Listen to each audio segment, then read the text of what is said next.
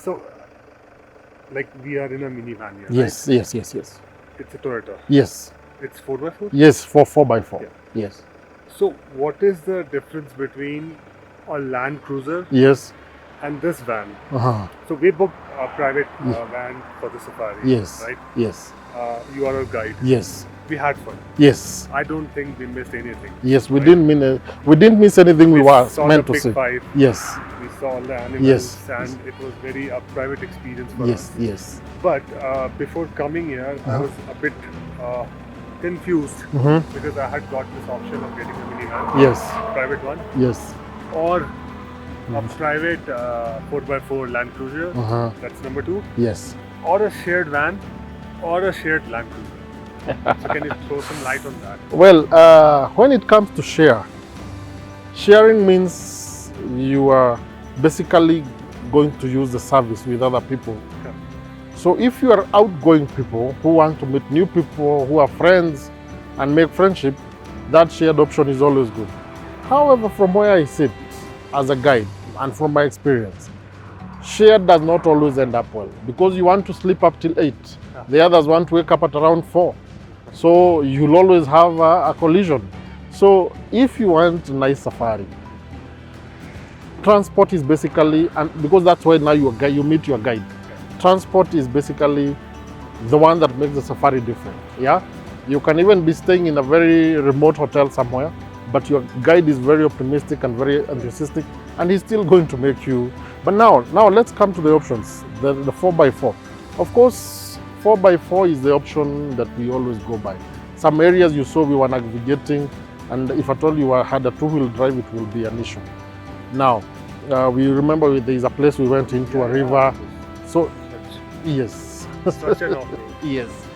So if at all you just have a 2x2, you cannot maneuver yourself there. So 4x4 is a must, van and Landcruiser. Of course, to have a van is a fair deal. A Landcruiser will be a bit more, you pay a little more, yeah?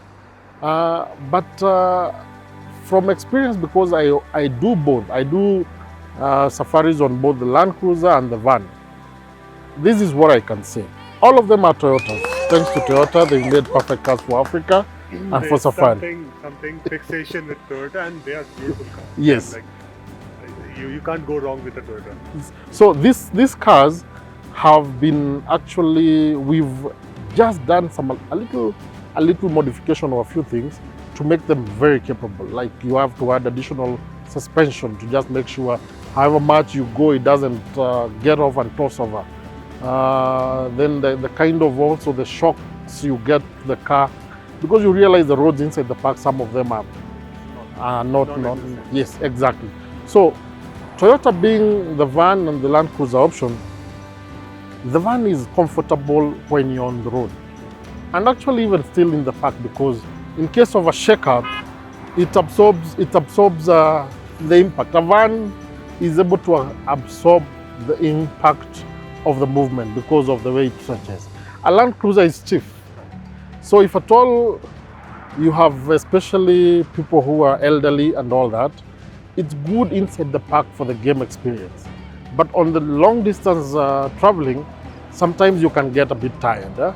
So if you ask me, both cars are perfectly good, but now when you have to connect between one park to the other, a van will be a more comfortable option. Yeah, that is that. More for the road. Yes, And, yes, yes. park But also. yes, but the Landcruiser has more in terms of, if you are in a Landcruiser, you have chances of enjoying more inside the park. Reason, if those are the crossings you need to go, the Landcruiser will always go without hesitation. These vans, sometimes there is a place you can go, the water level will not allow you to go inside because the air cleaners are placed somewhere down. So They have snorkels. yes. So inside the park, the Landcruiser is perfect. But now it again depends on the time of the year you are traveling, which park you are going to. So, and that comes back to when you are deciding on a safari, somebody has to tell you, in these parks you are going, a Landcruiser will be better. In these other parks that you are going, a van will still do. So you now make a decision. Yeah. So maybe in rainy seasons, we should look after Landcruiser? Well, rainy season, 4x4. The van is still 4x4, Yeah, it is. but the Landcruiser has better clearance, and so should you be found in a situation whereby you have to go inside somewhere, a Landcruiser is always a better option. So for the months of June, July, August, sometimes. But now climate change, thanks to it, it's not raining. So why pay more if you can pay less and still have the same experience? So we have to see if it's raining, better go for Landcruiser. Yes, true. If it's not, Yes. a van would do, because for us, Yes. as a personal experience, Yeah. we're perfectly fine in this. With the We van. went everywhere the Yes. Landcruiser went, Yes, right? true. All the ditches and all the Yes. We were there with them. all the holes and everything. Yes. We went there with them. Yeah. In fact, we led them. Uh-huh. So it also depends on the guide or the driver. Of the guide. Right. Actually, you have to guide. How to guide. You have to have a guide who's a 4x4 like me, and of course now that guide has to be also conversant with the park very well, because that makes you experience more. Because there are places I can also go, and the Landcruiser person will not go. Yeah, because again it's also elongated. If you go into a dip, it will be stuck at behind.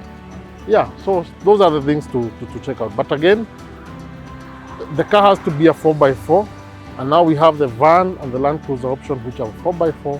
And if you're lucky, you get a 4x4 guide. So it is an 8x8 thing. It's a good combination.